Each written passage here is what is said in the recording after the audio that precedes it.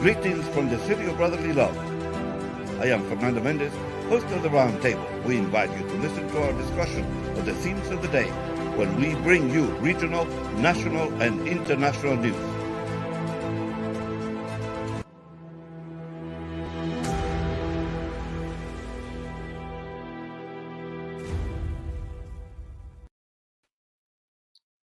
Señores oyentes de Úsala Radio, estamos aquí de nuevo con su programa La Mesa Redonda de Round Table.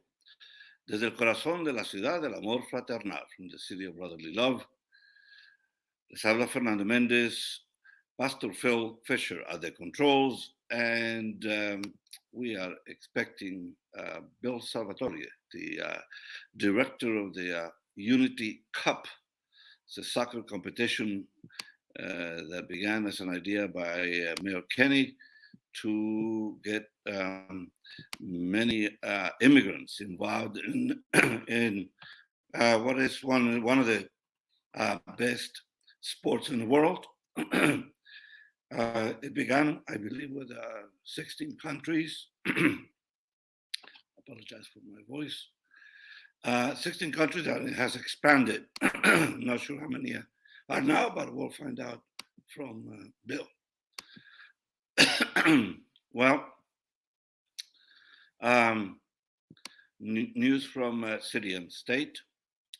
After previously pledging to leave mask policies up to school officials, Governor Tom Wolf yesterday reversed course and announced a statewide indoor mask mandate that will require all students, staff, and visitors to wear facial coverings in public and private schools. We applaud that decision. It's a personal comment on that. In fact, I believe that if not now, in the near future, the government will intervene. The federal government will intervene to mandate some of these measures that control the pandemic.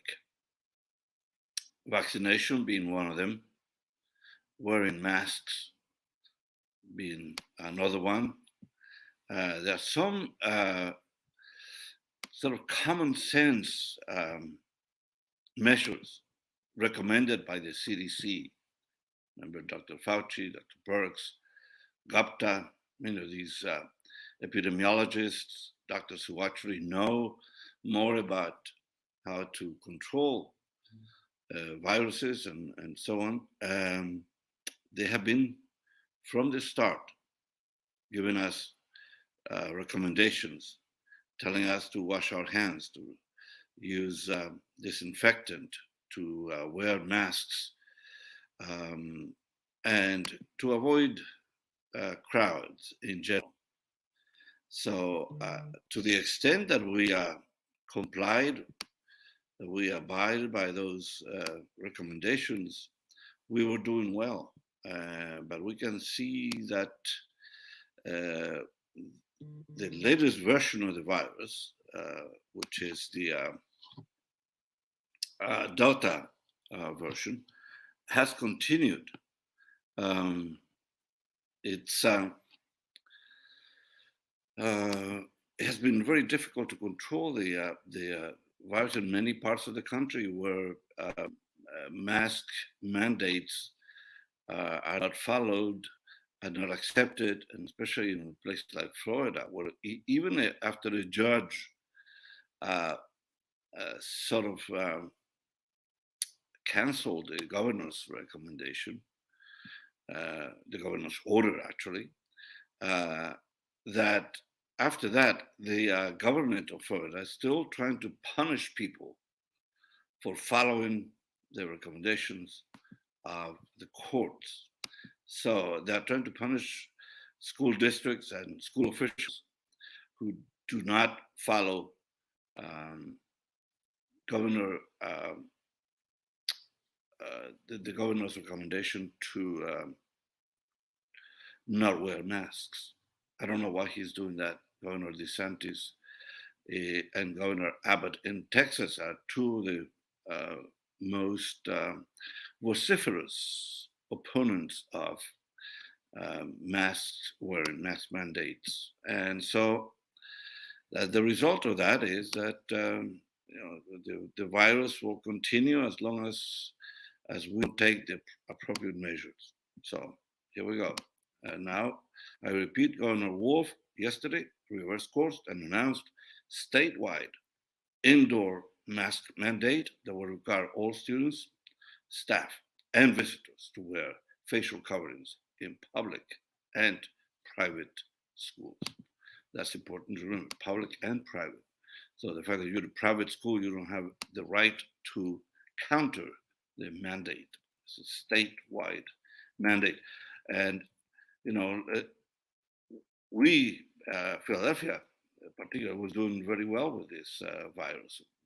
And then, as predicted, because not everybody was vaccinated, and because there were many people sort of acting irresponsibly in gatherings at sports venues and bars and parties, the virus picked up again. So please, by all means, you're only not helping yourself, you are also helping the community. So you're helping yourself by having a vaccine, you're helping the community, the rest of us, you're protecting children, you're protecting the elderly who are more vulnerable. Now we have seen children also becoming more and more vulnerable to this, especially the latest version, the Delta version, which is more easily transmitted. So please help us, help yourself, help everybody. Officials across the state are calling on communities in Philadelphia and Pittsburgh to step up in the efforts to resettle Afghan refugees. As one of the consequences of ending that forever war in Afghanistan that President Biden insisted was the right decision. And so here we are. It's one of the consequences of that end to the war, as happened with the Vietnam War. And there are some parallels to the two endings. People scrambled to get out at the last minute. So the photographs and the videos of people at the top of the embassy in Vietnam trying to escape, waiting for helicopters to rescue them, etc.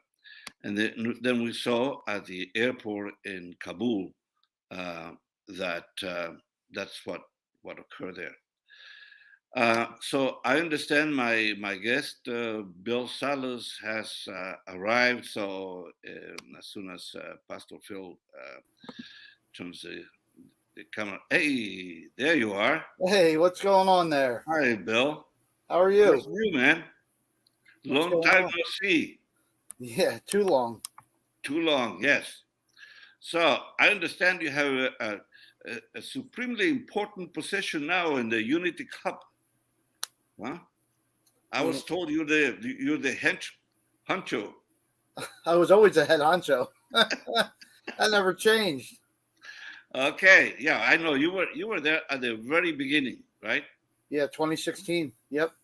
2016. Yeah. So and you have been my guest almost every year for this, except I think last year because of COVID. There was there a competition? No, we canceled because of COVID. Yeah. So now we're back. So what's happening? What's not? We kicked off already, so that's good. We kicked off last weekend, 52 countries.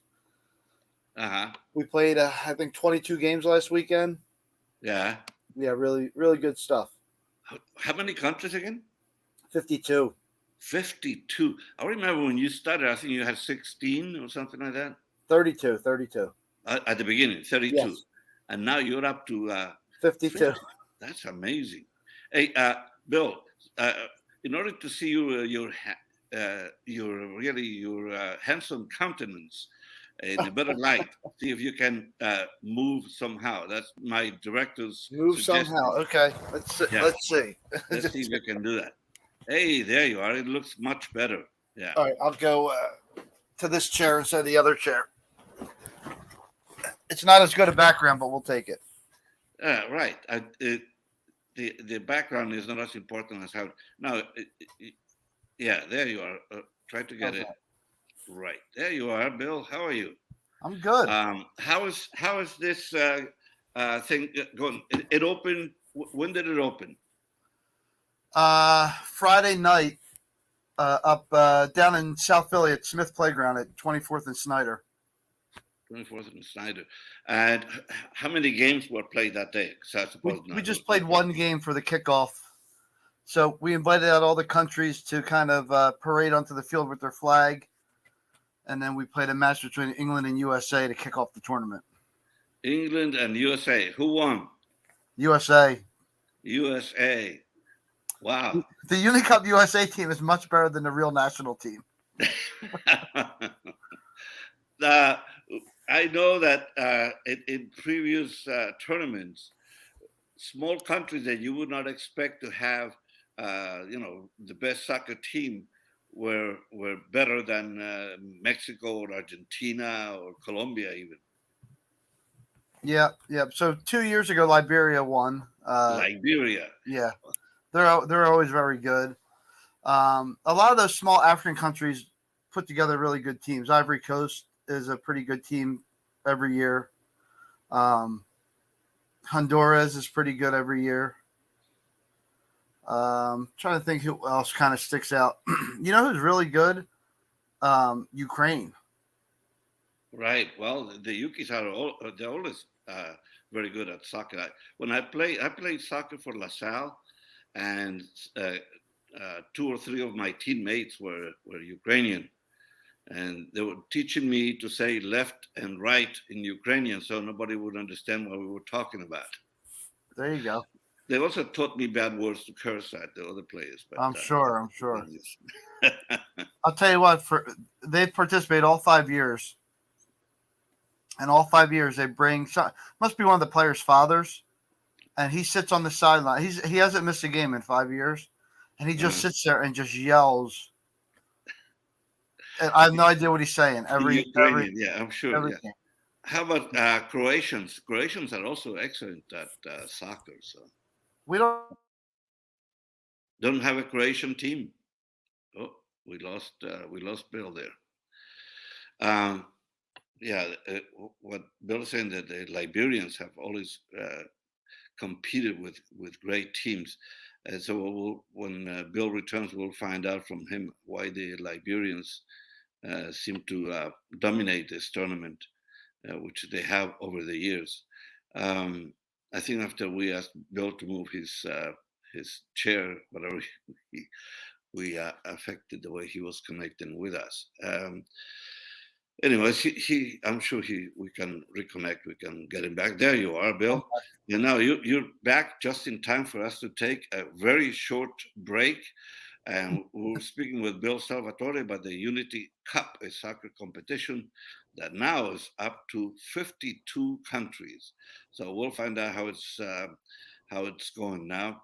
And we are here in Usala Radio. Les habla Fernando Méndez, Pastor Phil at the controls, and Bill Salvatore is our guest. We'll come back in 1 minute. If you're even considering getting your high school diploma, go get it. You can do it. Find free adult education classes near you at finishyourdiploma.org. Señores oyentes de Usa la Radio, estamos aquí de nuevo con su programa La Mesa Redonda de Roundtable desde el corazón de la ciudad del amor fraternal, from the city of brotherly love. Les habla Fernando Méndez, Pastor Phil at the controls. Our guest today is Bill Salvatore from the Philadelphia Unity Cup. So for people who don't know what the origins of this Unity Cup is, will you explain to our listeners what's going on? Yeah, so Geez, back in 2016, after Mayor Kenny was elected, he asked me to meet with him to talk about an idea he had to unite immigrant communities around the city, not just with each other, but with their government. So that was kind of the genesis of the Unity Cup. He gave me this project, and I kind of, grabbed the bull by the horns and worked with our Office of Immigrant Affairs to reach out to all these various communities and to really kick this off. And, I didn't want to shortchange anyone, so I went all in. Year one, we did 32 countries, 11v11, group stage, knockout. We did it just like the World Cup. Right. People thought we were crazy, but here we are 5 years later, and we're doing the same thing with 52 countries. That's excellent. Now, the people who compose these teams are natives of each of these countries, or you have ringers also playing. So, it's hard for some countries to get full representation. Right. So, we put 22 players on a roster, and we asked for 15 of the 22 to be of that country of origin. Could be an immigrant, could be first generation, something like that. Right. And I would say probably 45 to 48 of the teams are really legit. I would say there's probably 4 or 5 teams that kind of skirt the rules a little bit. Right. It's interesting because teams like Germany and Ireland, it's tough. It's tough more difficult for them, and that's ironic because there are so many Germans and Irish people, descendants of German and Irish people in this area. That's what I'm saying. So we won't get a lot of Irish immigrants, but we'll get a lot of Irish Americans. Okay, well, but which is fine. That's legitimate. Yeah. Because what's happening is the World Cup also is populated by people who became citizens just so they could represent the national team. The case of many players. Brazilians especially are very popular in Europe, and they become citizens of Norway or Sweden or Holland in order to play. Well, many of them are actually people who were born in the colonies. The descendants of French or Dutch people from the islands. So. But speaking of that, how about the big news in the soccer world with Ronaldo going back to Manchester United? Yeah, how about it? Yeah. I mean, these guys, they just, I don't know. It's such big business. It's such big business, You see this a lot. It's a shame we can't get to that place in the MLS, huh? Yeah. Well, we have a couple of our players now making a big splash in English football. Yeah. Which is good, but I mean, we need more of that. We need more of our young people to go over there and develop and come back here and play. I mean, or more Europeans to come and participate in our league over here. So, I don't know. Yeah, I mean, we're getting better at it as a country, but I think we're still not where we need to be when it comes to developing young people in the sport.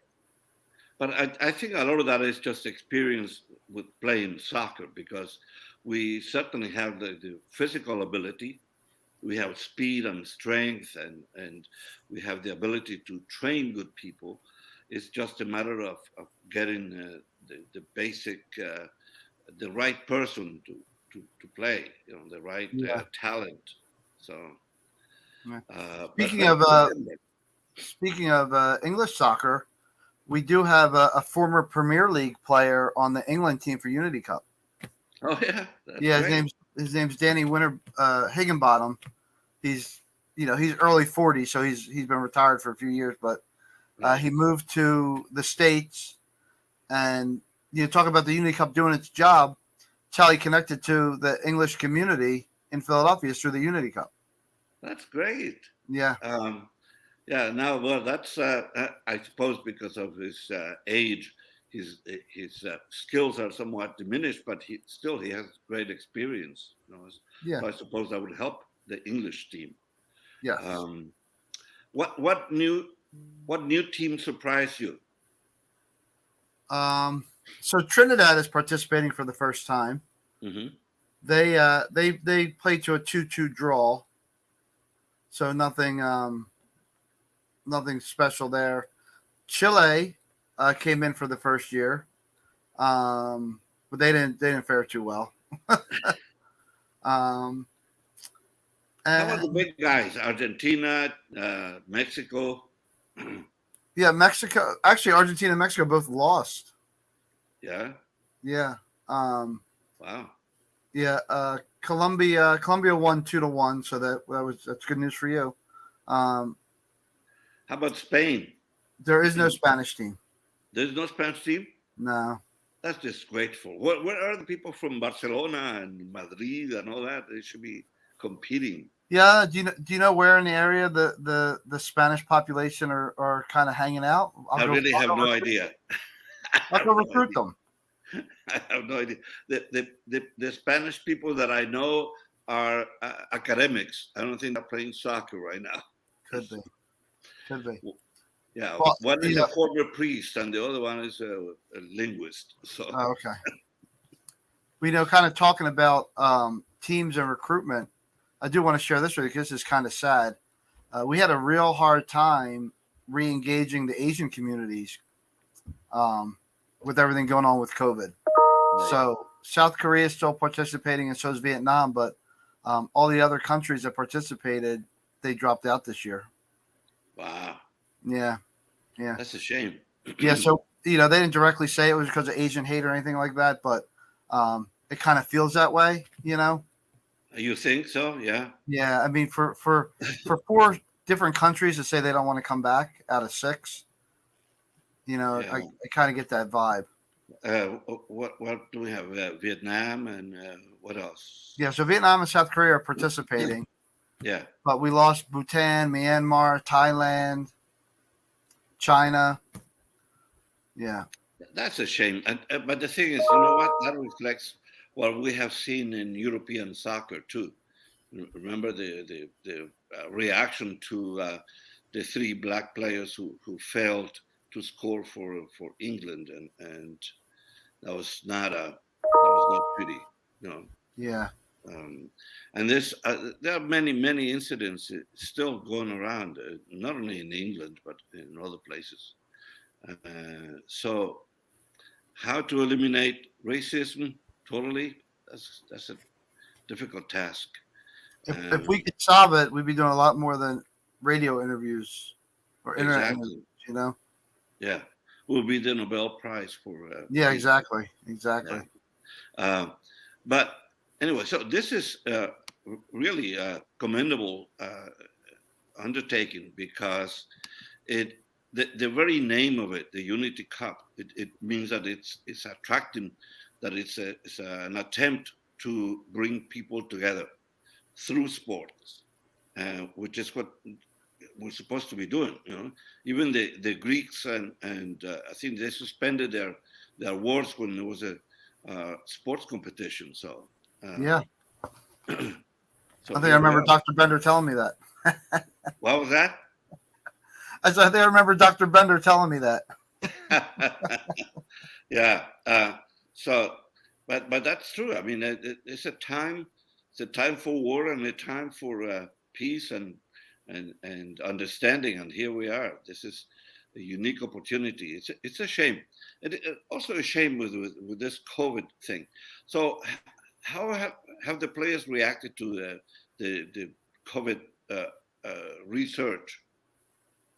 Yeah, so there some players opted out. So some captains told me certain players didn't want to play, which is fine. We're privileged here that soccer is naturally a sport of social distancing. There's not a whole lot of time where you're going to be like up against somebody for a long period of time, maybe on the bench. So that's good. We're outdoors, which is good. So all the health and wellness protocols for the city kind of are relaxed outdoors. Are are people, players and spectators required to wear masks when they're on the bench, for instance? No. If you're outdoors, there's no mask requirement. Yeah. Okay. But now the governor is imposing mask restrictions in all schools, private and public schools. Yeah, I saw that last night. Yeah. So that's it's difficult, man. This is a virus that refuses to go. Well, people don't want to take things seriously. Yeah, that's true. How about vaccinations? Are you requiring people to be vaccinated or expecting? No, we're doing a lot of education and awareness though. So I don't know if you saw or not. All city employees must be vaccinated by today. Actually, that's right. September 1st, as I look at the calendar. So all our staff are covered. We had the vaccination tent out at the kickoff match for anyone who want to be vaccinated. We'll provide education and locations for vaccinations at every match. And then when we get back to the semifinals and the championship, we'll do another vaccination clinic. Okay, so we're doing our best to encourage, but without forcing. Right. But the truth is, my feeling is that if this continues the way it's going right now, if the virus picks up again, the federal government is going to have to require universal masks and vaccinations, because otherwise we're not going to get rid of this. Right. We have a ridiculous part of the government in Washington, a certain party that refuses to accept that this is a reality that we need to deal with. Yeah, it's really funny because there's a certain percentage of the population who refuses to do vaccinations, right? But no one. You never hear a big outcry when it comes to like the DPT vaccine when you're a baby, right? Oh, exactly, right. All of a sudden, it's an adult thing. Now it's dramatic, right? And what is the other one? When I was young, there was another vaccination that was required for you to get a passport to travel. So maybe measles or polio. Measles or one of those. Yeah, right. That's another one. Without those vaccines, polio would still be destroying people. And I don't understand with the resistance to this. Do not understand it, except because they were inspired by a certain person who did not want to admit that the virus was a threat. Yeah, who's now vaccinated, mind you. Who is now vaccinated, right? And proud of it and trying to promote it. But look, talking about creating your own monster, the Frankenstein's monster, the people that he convinced that it was not necessary to vaccinate now booed him when he suggested that they get vaccination. So yeah, it's crazy. What a crazy world. Came back to bite him in the derriere. So, I know you're associated with St. Joe's Prep because you're a graduate of the Prep. So, any news from the Prep in terms of sports? I don't know if they're doing anything now. What are they doing? Yeah, I mean they're playing football because they're like top 20 in the country now in football every year. Right. So yeah, I was down there. When was I down? I was down midsummer to see their basketball team play a showcase game. Mm-hmm. So they were playing. There was mask requirement for fans and coaches, but not for players. Right. So it looks like they're moving forward with everything. I mean, I think they did a split schedule last year, but I think they're fully in session. Well, yeah, they've had a great sports program. Mens sana in corpore sano, a healthy mind and a healthy body. That's what they believe. Yeah. Bill, we're going to take another short break here in Úrsula Radio. Les habla Fernando Méndez. Our guest is Bill Salvatore from the Unity Cup. And our leader here, Pastor Phil, controlling the board. We'll come back in 1 minute. Toma menos de 1 minuto saber si está usted en riesgo de padecer prediabetes. Puede averiguarlo aquí. Visite esta página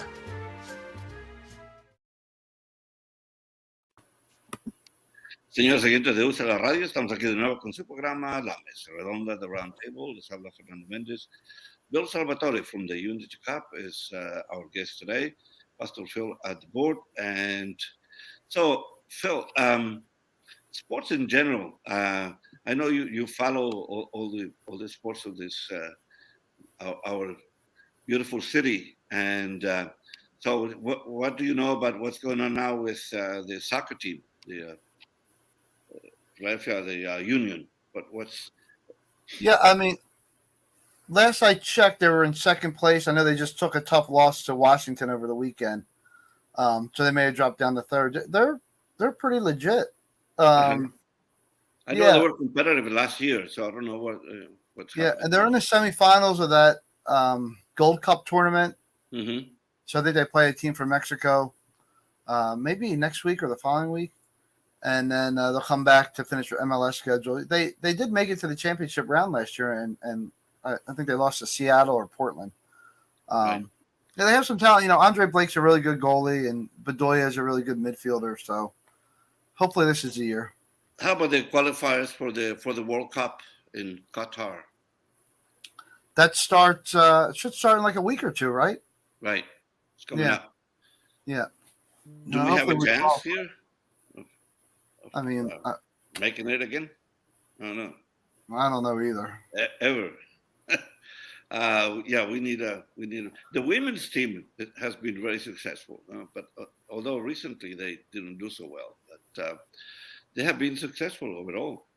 Yeah, the women's team got a little older. I think they need to infuse some more young talent. Yes, absolutely. And you know what happens? The rest of the world catches up. Right. So. Yeah.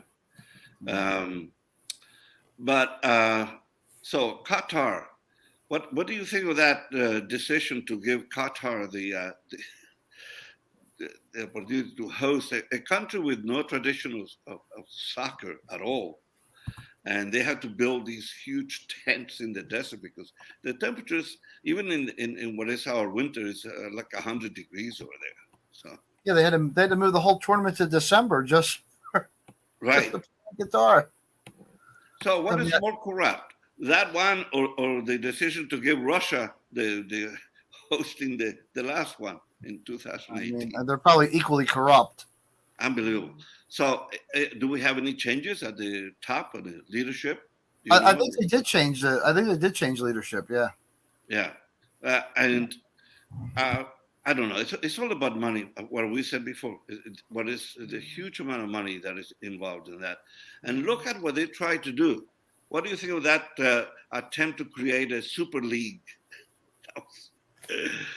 I mean, it's crazy. It's crazy. About greed.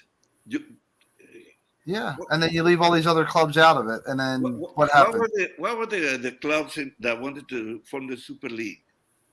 I think like the Manchesters and the Real Madrid, Barcelona. Yeah, I don't know if Bayern was part of it. You know, Bayern Munich's huge. Yeah. But just didn't want to do it, and I think that's why it fell apart. Paris Saint-Germain. Right. Yeah. And now they have Paris Saint-Germain they have a great team actually. Oh yeah.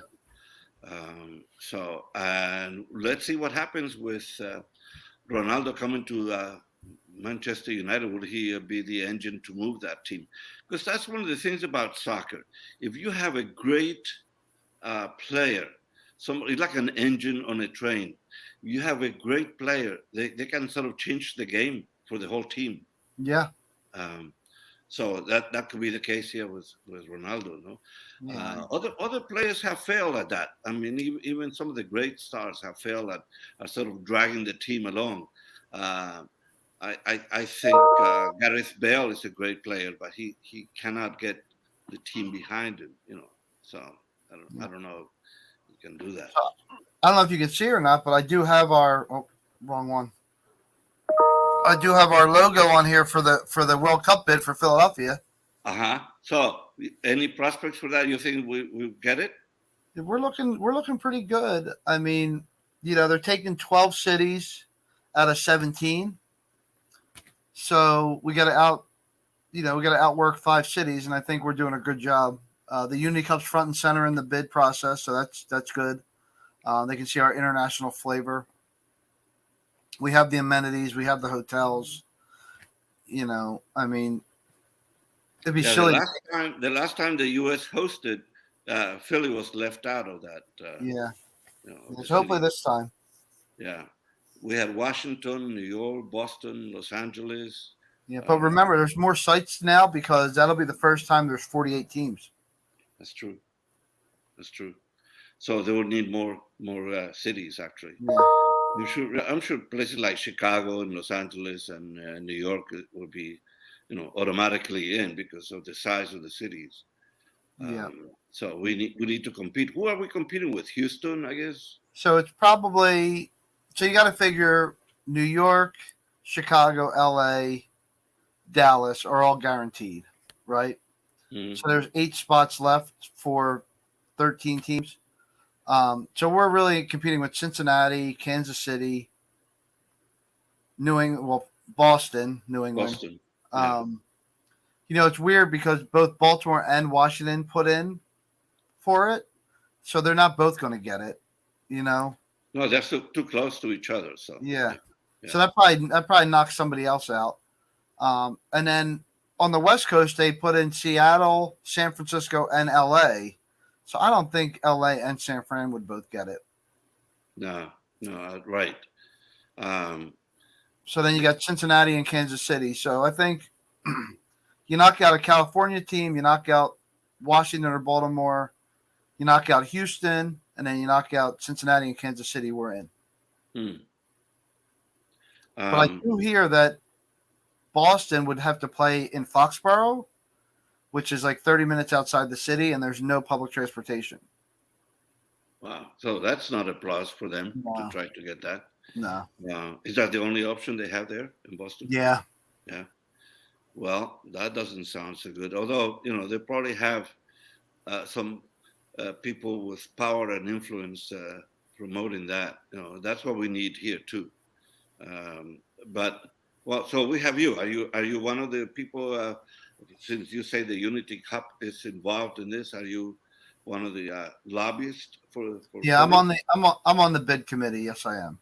Okay, that's great. Well, congratulations for that, but also good luck with that. We'll have a lot to talk about if we get that bid. That's for sure. Oh yes. Oh, absolutely. Then you have to be on this show every day. So let me just share this with you. It would be it's like very small percentage of this happening, but if we do get the bid for Philly and we play in the summer as traditional, we could possibly get a United States game in Philly 4th of July 2026 for the 250th birthday of the country. Oh, wow. Wow, that would be a big coup. I guess we would be competing with Washington for that. Yep. Oh, right. But we should get it. I mean, we are the cradle of liberty. Here we are, Yes, we are. Even with our broken streets that have been recently fixed. Hey, you heard we have the best streets of any big city in the country, right? Who said that? They did a study. They didn't see my streets over here in Central City. I could show them pictures of Lombard Street that was broken for months on end. Well, that's what they say. They say people always notice the broken streets. They never notice the really good streets. Well, they were like all over the place, Bill. It was really. I did a few programs on that, and I wrote a couple of columns on the fact that the streets were in better shape even during the the Frank Rizzo administration, when he put signs all over the place saying that the care of that particular street was the responsibility of the state. So he said, I have nothing to do with that. So he passed the buck. Passed the buck. Anyway, but no, I should say that now recently, in the last couple of months, they finally fixed many of these potholes, but there's still a couple of places. When Rendell was in power, he made Center City sort of the crown jewel for tourism to attract more people coming to the city. So they should not neglect that. I mean, not just because I live in Center City and I like to have nice streets, but they should fix it.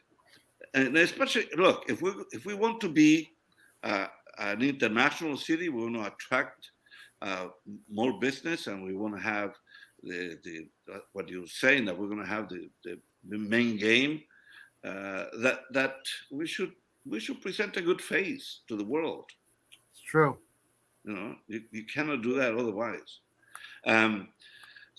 So there are a couple of things that I want to talk to you about, and also some of them related to sports, but a lot of them also related to what just happened in Afghanistan, that we withdrew from Afghanistan, and there's a lot of refugees going all over the world, and some of them are coming to the city of brotherly love. The city has made an effort to organize. I know at least people that I know are making an effort to organize a good reception for these new immigrants. We are a city of immigrants. This city, Mayor Kenny actually made it a point, and I think that was one of the things that promoted the Unity Cup. He wanted to create that sense of being a community of countries. It's true. And I think that made a lot of sense. And if we want to attract tourism, if we want to attract businesses and all that, we should be better in that sense. So at this point, this competition, this Unity Cup that just began, runs for how long, Bill? So August 27th to October 16th. October 16th is my birthday, so I hope we have a good game that day so I can go. You want to come celebrate your birthday at Subaru Park? That's right. Yeah, and I'm sure I get a special seat because you are the head of this. I'll put you right next to the mayor. Oh, no, thank you. No. No need for that. He's a prep guy. Come on. Just people start throwing tomatoes at him. I don't want to be near him. No one throws tomatoes at him at the Unity Cup. He's probably more out there than anywhere. No, just kidding. No, that would be great. That would be an honor, actually, to be at the World. It's a World Cup in miniature. This is amazing. Yes, it is. You are really. I like to kid all this up. Congratulations! This is a terrific effort and very concrete way of bringing people together. Through sports. And I'll tell you what, it works. It works, right? In a nation that's right now is so divided politically, and with all this stuff going on about racism and all that, it's unbelievable that this Unity Cup is a symbol of what can be done, how we can react to that. So congratulations to you and the mayor for this terrific effort. I usually talk to Kelly Lee, you know who she is, right? About all the stuff going on in the city. So I will be sure that she learns about all this stuff that you're doing with the Unity Cup. They used to be really big partners, and then the budget cuts with COVID, they don't have as big an office as they used to. Yeah, well, they're still part of this. So I think you should have a talk with Kelly about this. Oh, I will now that you told me to. Anyway, we're going to take another very brief pause here, and we'll come back for the last segment of this and a couple of interesting questions that I have for you, Bill. Okay. Están escuchando la mesa redonda de Round Table desde el corazón de la ciudad del amor fraternal. Les habla Fernando Méndez. Bill Salvatore is our guest. Pastor Phil at the controls. We'll come back in 1 minute. I know kids worry about a lot of things. Getting enough food to eat shouldn't be one of them. Through a nationwide network of food banks, Feeding America serves virtually every community in the United States. See how you can help your community. Visit feedingamerica.org. Señores oyentes de USA la Radio, estamos aquí de nuevo con su programa La Mesa Redonda de Round Table. Les habla Fernando Méndez. Bill Salvatore from the Unity Cup is our guest. Pastor Phil at the controls. Bill, as we said, this is an opportunity to unite people. It's also an opportunity to see up close and personal some of these people that we probably would never see otherwise, from different communities around the city. Because Philly is a city of neighborhoods, and sometimes we never see certain parts of the city. We don't even know who lives there. Where are the Koreans? Where are the people from Mexico and so on? Now, one of the communities that has grown tremendously is the Mexican community, obviously, because they're the closest to us in terms of countries that are neighboring. What other community has grown that, in your experience, that you have seen growth? I'll just be really broad here. The West African community. Okay. So that includes Ivory Coast and Liberia, Sierra Leone. Yeah. Burkina Faso. So that they're primarily West and Southwest Philly, and I feel like every year we have more and more West African representation. Wow. Burkina Faso and Ivory Coast, I know. Senegal, they speak French over there. So yes. Yeah, right. So that I'm sure those immigrants they have more of a difficult time integrating, because some of the African nations, actually English is their language, so they don't have a problem. But the French-speaking nations will have more of an adjustment. I heard that, and maybe you know this already, but we have a partnership with KYW 1060, and in our meetings with them, they say that many immigrants, when they come to the States, they listen to KYW to learn the language. Well, I'm not surprised. I always recommend to people who want to learn English, I always said, listen to the news. It's one of the best ways to practice the language, to learn more vocabulary and so on.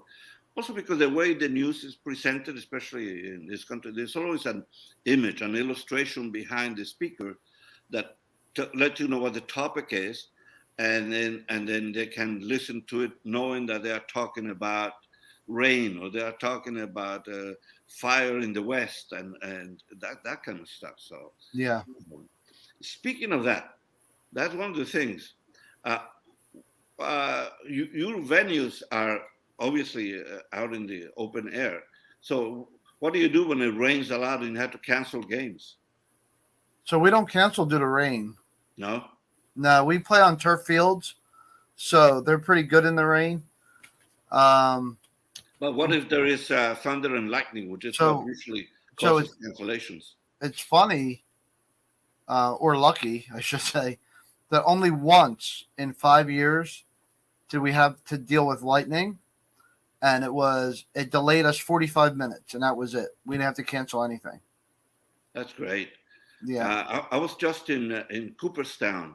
That's what the Baseball Hall of Fame is. I don't go there for the baseball, but they have a series of concerts, and it's all glimmer glass, and they have theater and opera and all that. There was one that had to be canceled because of lightning. It was within 10 miles of the venue there was lightning, so that was a shame, because it's out in the open air. Was now because of COVID, it's out in the open air. They have a very nice facility, but they couldn't use it because of COVID. But that's what happens. So I'm glad that only once you had to deal with that, because it's that time of the year.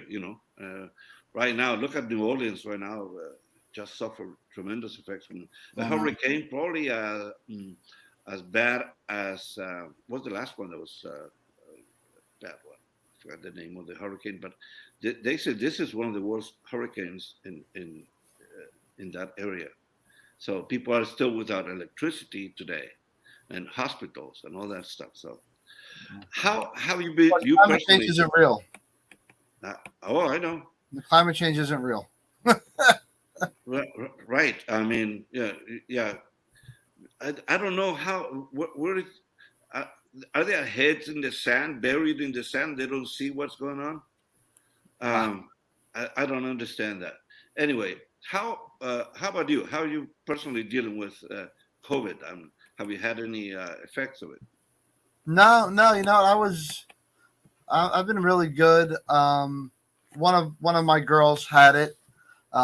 She, we were being super cautious, but she went out to celebrate Biden's election in Center City with about 100,000 other people. Right. And then on Monday, she's like, I don't feel too good. Oh.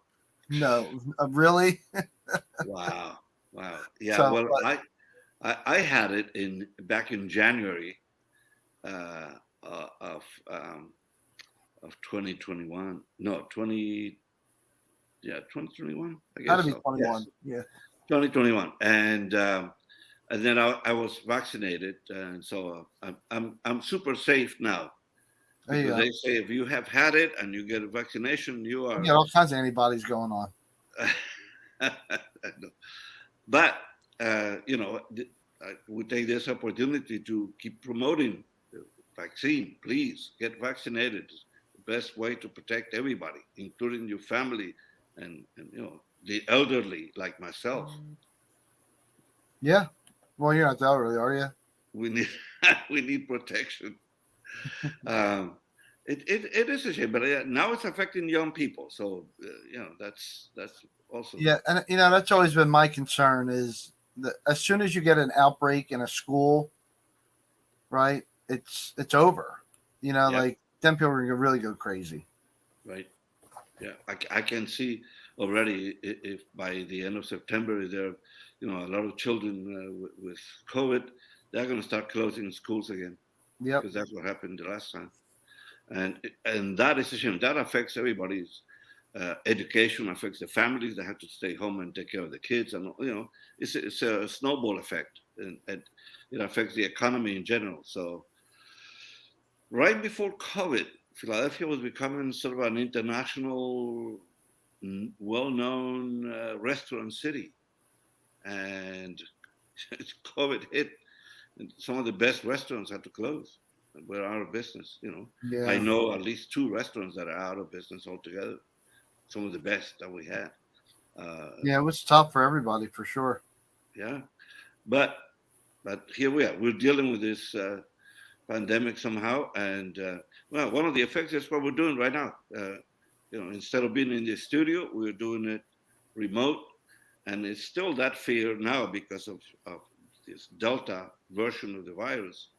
Still not. I'm not so crazy and willing to go back into the studio anytime soon. But we'll see. When you have this ability, why bother? Right. If we can do it this way, but distant learning for our kids, for our students, that's not the ideal way. That's tough. And one of the main aspects of education, as you well know, is that social aspect, that sharing space with other kids your age and practicing sports and doing theater and music and whatnot. And that has become impossible. So let's see what happens. Well, Bill Salvatore, I want to thank you very much for coming to Usala Radio to update us on what's going on with the Unity Cup, and I wish you the best. And I really do hope to see you on October 16th. Why don't we plan on doing this again that week, whatever that Wednesday is before the 16th? Totally, absolutely. I will send you a date, specific date. Okay, and I'll give you a little championship preview. What date of the week is the 16th? It's a Saturday. The Saturday? Probably Wednesday the 13th. Yeah, so we could do it even that Wednesday or Friday. Yep, that works for me. Whatever you prefer. Probably Wednesday. Friday, I'll probably be busy running around getting ready for the championship. Right, so we'll do it that Wednesday. I'll send you the date and the information. All right, that's perfect. Great. Well, thank you, Bill. All right. Thank you very much. We will talk soon. We'll talk soon. Señores oyentes de Usa la Radio, hemos estado hablando con Bill Salvatore. He's the head of the Unity Cup, a soccer competition in Philadelphia, now with 52 countries participating.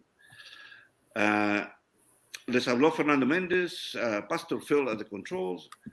regresamos a la próxima edición de este programa, es el viernes. Así que los vemos en la radio el viernes. Hasta la próxima. Greetings from the city of brotherly love. I am Fernando Mendez, host of the Round Table. We invite you to listen to our discussion of the themes of the day when we bring you regional, national, and international news.